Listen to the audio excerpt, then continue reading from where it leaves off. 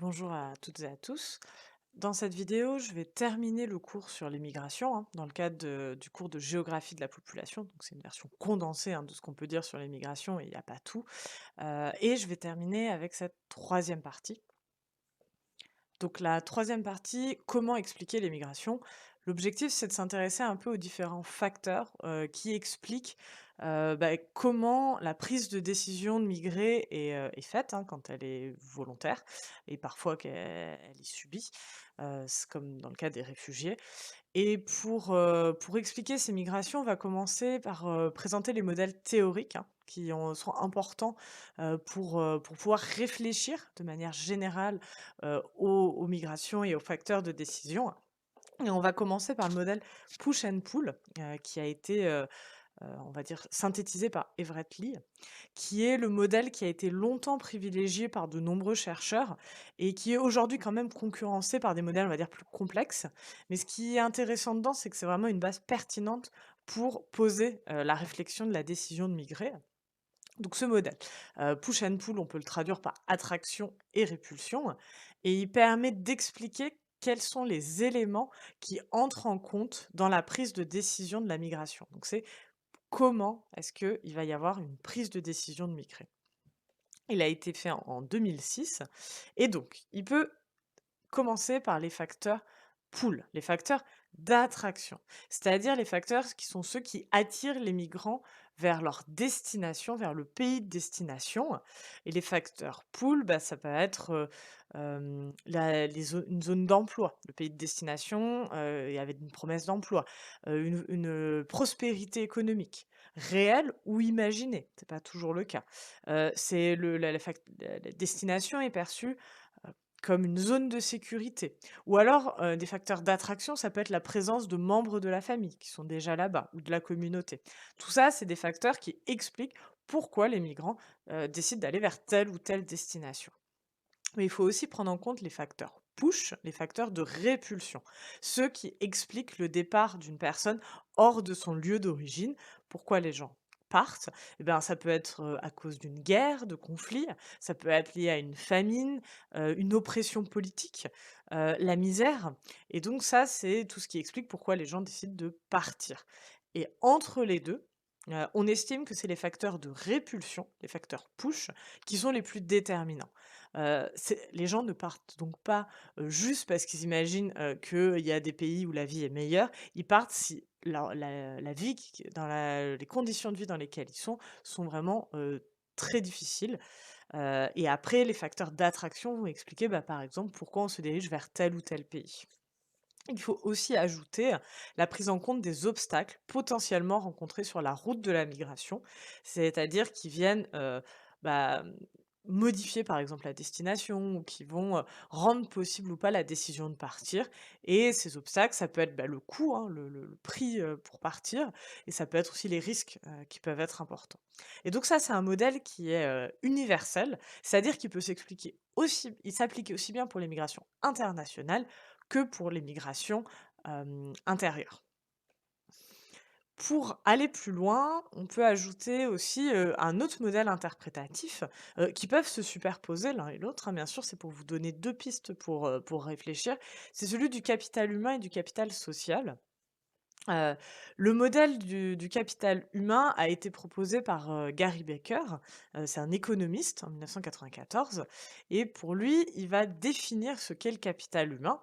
Le capital humain, c'est l'ensemble des expériences, des connaissances, des qualifications qu'il a acquises depuis, sa naissance. Désolée, il manque un petit mot, et dedans, il insiste sur le fait que l'éducation, c'est un élément essentiel du capital humain.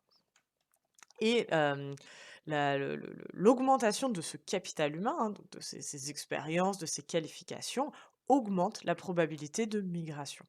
Et pourquoi ça augmente la probabilité de migration? C'est parce que la décision de migrer, elle a pour objectif de valoriser le capital humain. Donc de valoriser l'expérience et les qualifications de la personne en améliorant, en fait, ses conditions de vie.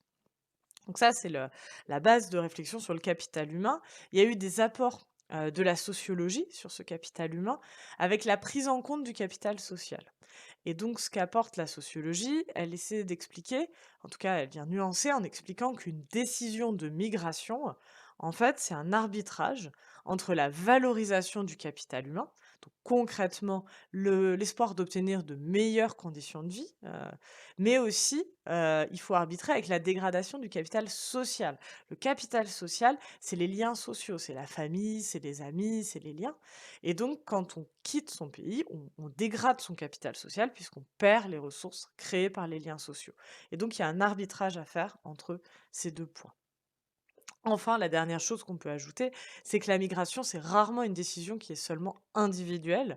Il peut y avoir des cas où, par exemple, la famille, elle peut compter sur le migrant pour obtenir des ressources supplémentaires, par exemple des revenus supplémentaires, grâce au transfert de fonds, par rapport aux remises, dont on a déjà parlé. Donc voilà, c'est quelque chose de complexe, hein, et que la recherche ne cesse d'enrichir, avec, différents apports. Mais voilà, ça vous donne 2 modèles pour y réfléchir. Autre point, qui me semble essentiel, c'est, d'expliquer que les projets migratoires, sont multifactoriels. C'est-à-dire que, il faut pas, en tout cas, ce serait réducteur de catégoriser les migrants en fonction des causes, parce qu'en réalité, il y a plusieurs causes qui se mêlent.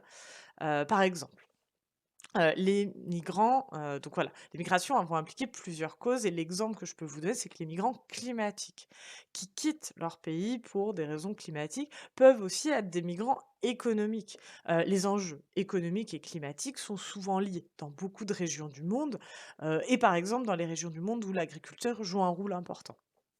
Par exemple, dans les espaces sahéliens, au sud du Sahara, la désertification, donc qui est une conséquence climatique, réduit les rendements agricoles, donc les récoltes produisent moins, donc ça augmente la précarité des paysans, qui peuvent avoir besoin de partir pour des raisons économiques, parce qu'ils ne peuvent plus, vivre de ce qu'ils produisent, ils peuvent plus se nourrir, ils ont plus les moyens de survivre et dans ce cas-là, on a à la fois l'origine du problème qui est le réchauffement climatique et la conséquence, c'est une migration qui est aussi économique. Donc voilà, les causes se mêlent entre elles. C'est rare qu'il y ait une seule cause.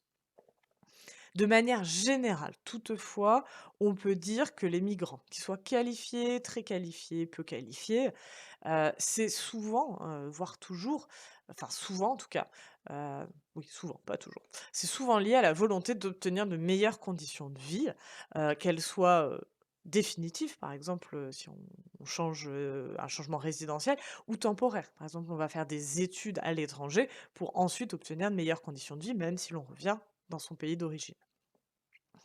Autre point, je profite de ce moment-là pour dire qu'il y a vraiment une diversité de facteurs explicatifs et je n'ai pas le temps dans ce cours de revenir en détail sur chacun d'entre eux. Mais on retrouve, bah, par exemple, de manière, assez régulière des migrations avec des fins d'emploi. L'objectif, c'est de trouver un emploi, mais ça peut être des migrations familiales pour rejoindre un membre de la famille, ça peut être, des migrations étudiantes, ça peut être des départs forcés. Ça peut être une sédentarisation de touristes, des gens qui étaient, touristes dans un pays et qui souhaitent, par exemple, pour leur retraite, passer la fin de leur vie dans ce pays. Ça peut être une installation dans un pays de transit. C'était pas l'objectif, mais finalement la migration s'arrête dans ce pays. Voilà et je voulais insister que certaines migrations ne sont pas volontaires, mais subies, que les personnes auraient aimé rester dans leur pays d'origine, que c'est pas une volonté de partir, mais que, par exemple, pour des cas de guerre ou, bah, d'oppression politique où, la vie de la personne est en danger, pardon, dans ce cas-là, c'est des migrations qui sont subies, qui sont forcées. C'est le cas, par exemple, des réfugiés. Autre, point, à aborder, c'est, les inégalités. On a dit ce ne sont pas les plus pauvres, qui partent, mais l'enjeu des inégalités, la persistance de la pauvreté dans certaines régions du monde, c'est l'une des causes, en fait, une des causes principales des migrations, puisque les inégalités entre différents pays font que, pour certaines personnes, l'espoir d'une vie meilleure va se faire dans un pays, dont l'économie, se porte mieux et les conditions sociales sont meilleures. Donc évidemment, la persistance des inégalités, c'est l'une des causes de la migration. Et par exemple, si on regarde la frontière la plus traversée au monde, c'est celle entre les États-Unis et le Mexique. Et ça s'explique parce qu'il y a un différentiel de niveau de vie qui est important, hein. Le PIB par habitant est beaucoup plus élevé en Amérique du Nord qu'il ne l'est au Mexique et de manière plus large en Amérique latine, d'où vient une partie des migrants qui traversent cette frontière. Pour donner juste, une idée, en Amérique latine, on va avoir 40 de la population qui vit sous le seuil de pauvreté et les inégalités sont visibles dans le paysage. Je voulais vous montrer cette photographie. Frontière États-Unis-Mexique, bah, la partie où les maisons sont, on va dire, présentent une meilleure qualité de vie, hein, c'est la partie États-Unis. De l'autre côté, c'est le Mexique. On voit pourquoi, visuellement, hein, même dans le paysage, pourquoi il peut y avoir un souhait, des personnes de chercher à améliorer leurs conditions de vie à cause des inégalités. Autre point important, pour expliquer les migrations, c'est, la mondialisation et le rôle des nouvelles technologies de l'information, qui vont en fait, favoriser, les migrations. Par exemple, la diffusion de l'information, c'est quelque chose d'extrêmement important puisque on a de nouvelles technologies, qui permettent de mieux connaître et de mieux diffuser l'information. On connaît mieux, en fait, les autres endroits du monde. Avant, il y avait une moins bonne connaissance des autres, pays, des autres conditions de vie. Là, on se rend plus compte, en fait, des inégalités parce qu'on peut savoir plus facilement comment les gens vivent ailleurs. Et donc, il y a une image positive qui se construit des pays de destination et qui est véhiculée par les médias et les produits de consommation qui sont exportés, par exemple. Également, qui joue un rôle important, c'est la baisse des temps de trajet, hein, qui s'est faite progressivement, hein, sur plusieurs siècles, avec une amélioration des moyens de transport. Au 19e siècle, il fallait plusieurs semaines pour traverser en bateau l'Atlantique, par exemple. Maintenant, il suffit de quelques heures en avion. Donc ça facilite l'immigration. Et qui va avec, c'est la baisse du coût du trajet, où globalement, ça coûte moins cher de se déplacer, même si ça coûte encore potentiellement cher. Petit point important sur la question des migrations et de la mondialisation, c'est qu'il faut nuancer. La mondialisation favorise davantage les flux de capitaux, donc d'argent, que les flux humains. Donc il reste quelque chose d'important, c'est qu'il y a encore de fortes inégalités d'accès à la migration entre les pays et à l'intérieur des pays. Tout le monde n'a pas la même facilité. Malgré ces éléments-là, il y a toujours des contraintes sur les migrations. Point important que je voulais aborder aussi avec vous, c'est le rôle des réseaux. Le rôle des réseaux dans la migration, ça joue un rôle important. Parce que, la décision de migrer, elle implique de dépasser des obstacles qui sont liés à la distance. Mais la distance, c'est pas juste la distance kilométrique, c'est vraiment la distance aussi culturelle, la distance linguistique, le fait de parler la même langue ou pas, culturelle, d'avoir des références culturelles communes, religieuses. En fait, c'est plus simple de migrer dans un endroit où on retrouve, bah, par exemple, la culture, la langue, la religion et donc ça on va parler de distance culturelle et les réseaux, ils viennent réduire cette distance. Donc les réseaux sont composés par des migrants de la même communauté qui sont déjà sur place et qui ont gardé des liens avec leur pays d'origine. Et la plupart, en fait, des migrations s'appuient sur ces réseaux, et font émerger des régions migratoires. On peut aussi parler de champs migratoires, qui vont être liés par des proximités. C'est-à-dire, des proximités soit géographiques, c'est plus simple de migrer parce qu'en fait le pays est proche, mais ça peut être des proximités linguistiques, même s'il y a une forte distance kilométrique, les gens parlent la même langue, historiques, religieuses, la présence d'une communauté déjà sur place. Tout ça fait qu'il y a des pays qui vont, va y avoir une forte proportion de migrants en fait, qui se retrouvent et donc des liens qui se créent autour de ce système migratoire et qui forment des régions migratoires.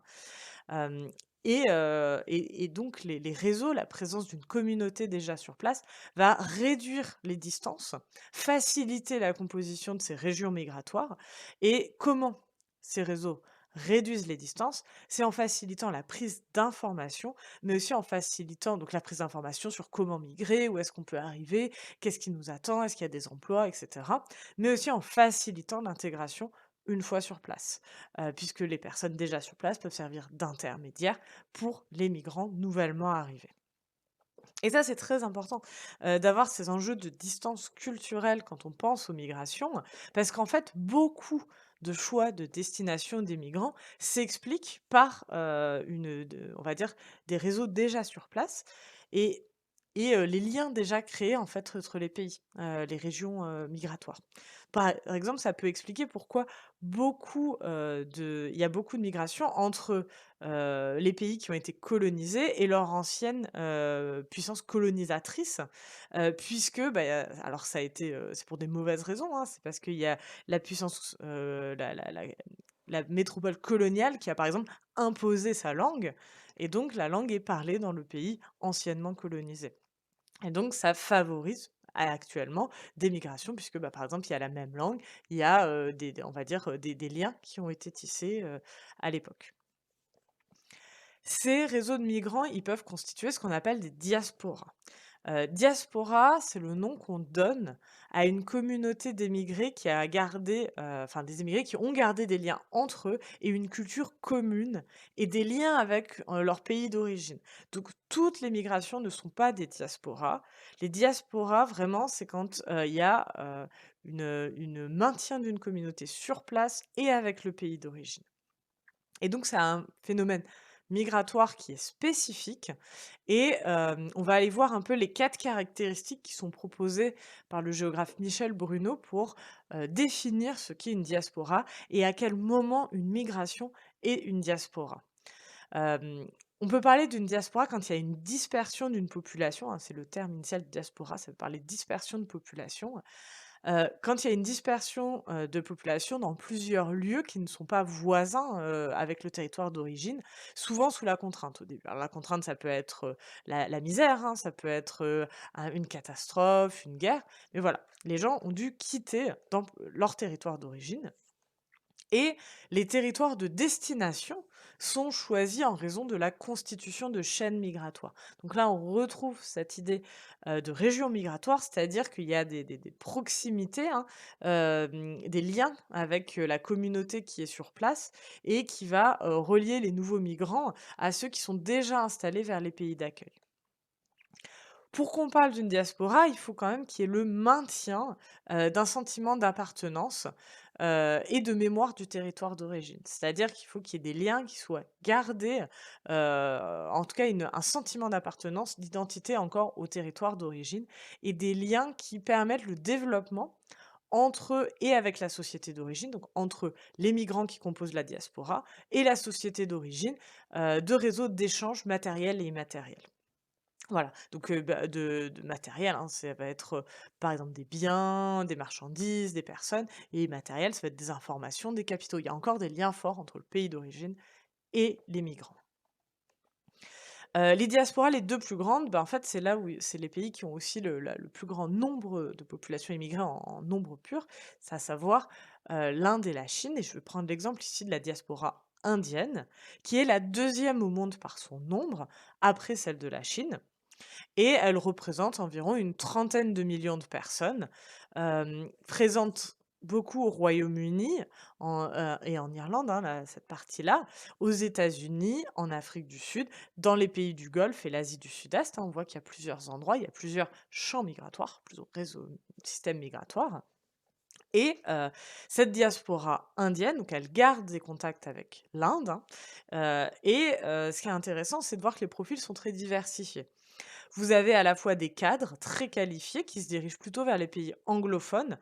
Par exemple, l'emblème, ça peut être le directeur, de Google, qui est d'origine indienne et donc vous avez, donc ces migrants très qualifiés, qui vont garder des liens avec leur pays d'origine et qui vont créer des réseaux de sous-traitance en Inde, qui permettent des transferts de fonds vers l'Inde et des créations d'emplois. Donc ça bénéficie aussi au pays d'origine. Et une partie ça va être des travailleurs moins qualifiés, des ouvriers pour les hommes, des infirmières pour les femmes, par exemple, dans le cadre de l'Inde, qui va émigrer, par exemple, vers les pays du Golfe et cette migration va créer des quartiers où on retrouve beaucoup de gens de la même communauté. Ici, par exemple, Little Kerala, parce que c'est le nom de la région du Kerala, qui est, une des régions en Inde. Mais par exemple, on va parfois aussi parler de Chinatown, les villes chinoises pour des quartiers où il y a une forte présence de la communauté, et de la diaspora chinoise. C'est la même logique, où ces diasporas qui gardent une identité culturelle forte sont parfois visibles dans le paysage des villes dans lesquelles elles ont émigré. Et enfin, pour terminer, cette partie-là, je voulais faire un petit point sur l'augmentation des migrations liées au climat, parce que c'est un enjeu actuel qui est important. Hem et même si on n'a pas de reconnaissance légale, des personnes qui quittent leur région d'origine pour des raisons climatiques, on entend souvent l'expression «réfugiés climatiques» ou «réfugiés environnementaux». Heu, alors le point important, c'est que ça renvoie à aucune réalité juridique, mais ça renvoie à une réalité vécue où c'est les conséquences des changements environnementaux globaux qui ont comme conséquence on va dire, de faire fuir des populations, de forcer des populations à partir. Ici, vous avez une carte des causes principales des migrations environnementales et on retrouve, par exemple, les problèmes de montée des eaux, c'est le cas des îles du Pacifique, une récurrence et une intensité forte des catastrophes environnementales, inondations, tempêtes, et enfin des problèmes de désertification, extension du désert, par exemple au Sahel, hein, au sud du Sahara. Certaines, donc là, voilà, là, je vous ai mis, on va dire les déplacements causés par des catastrophes, hein, qui peuvent être dans le même pays. La majorité sont dans le même pays. Donc je vous disais, il y a pas de statut juridique. On estime, mais alors c'est très variable, les estimations sont difficiles à faire, que ça pourrait concerner 250 millions de personnes en 2050, donc beaucoup de gens. C'est quelque chose qui va prendre de plus en plus d'ampleur. Et les personnes qui sont les plus touchées, c'est les personnes qui habitent dans des pays récemment industrialisés ou en cours d'industrialisation, qui correspondent aux pays où les revenus sont, intermédiaires ou bas plutôt, et qui sont les pays les plus vulnérables au dérèglement climatique. Et là, il y a vraiment quelque chose de très difficile parce que une sorte d'injustice, parce que ce ne sont pas eux du tout les principaux responsables d'émissions de gaz à effet de serre, puisque ce sont les pays anciennement industrialisés qui ont, connu leur révolution industrielle il y a longtemps et qui ont produit beaucoup de gaz à effet de serre, qui sont, en tout cas en cumulé, les principaux, pollueurs. Même si les pays, aux économies, on va dire, très, qui ont connu une croissance très forte récemment, comme la Chine, produisent également beaucoup d'émissions de gaz à effet de serre. En tout cas, si on regarde à l'échelle historique, ça reste les États comme les États-Unis, l'Europe de l'Ouest qui ont le plus, émis de gaz à effet de serre, alors que les pays qui seront les plus touchés sont ceux de la zone intertropicale, qui sont des pays plutôt pauvres ou à revenus intermédiaires. Ils ont moins de ressources en plus, non seulement ils seront plus touchés, mais ils ont aussi moins de ressources pour faire face aux défis. Et enfin, ce que je disais, c'est que la plupart des réfugiés environnementaux se déplacent dans leur propre pays. Et je vais prendre un exemple, hein, je vais terminer avec l'exemple de l'archipel des Tuvalu. L'archipel des Tuvalu, c'est un archipel de plusieurs îles, hein, qui se situe dans l'océan Pacifique, en Polynésie. Il y a 26 kilomètres carrés de terre émergée, donc c'est tout petit, et le point le plus élevé est à peu près à 5 mètres au-dessus du niveau de la mer. Donc vraiment, c'est petit, c'est à peine au-dessus du niveau de la mer, ça représente 11 000 habitants. Je vous ai mis une image pour illustrer. Hem et les menaces sont nombreuses, hein. La première, c'est la plus forte, c'est la menace de disparition totale de certaines îles avec l'élévation du niveau de la mer. Mais aussi, cette montée du niveau de la mer, même sans faire disparaître les îles, elle entraîne une salinisation des sols. Donc les sols sont salés et donc impossible pour l'agriculture, et ça peut aussi saler l'eau potable qui ne sera donc plus potable. Et enfin, il y a une augmentation des extrêmes climatiques, notamment les tempêtes, dont l'intensité augmente avec les problèmes de dérèglement climatique. Et donc, quelles sont les adaptations possibles face à une situation comme ça? Eh ben, il y en a pas beaucoup, parce que le rehaussement artificiel des atolls, donc remonter, c'est trop cher pour l'État. Donc, le gouvernement doit envisager une évacuation totale de son État, hein, ils ne peuvent plus vivre. Et il y a donc des tentatives de négociation avec des gouvernements pour obtenir un statut de réfugié, climatique, et faciliter les migrations de population. Mais voilà, c'est des États qui sont menacés de disparaître. Donc la population, va devoir, partir, et donc on est dans le cas de réfugiés climatiques. Voilà, c'est tout pour ce cours. Je vous remercie pour votre attention et je vous souhaite une bonne journée.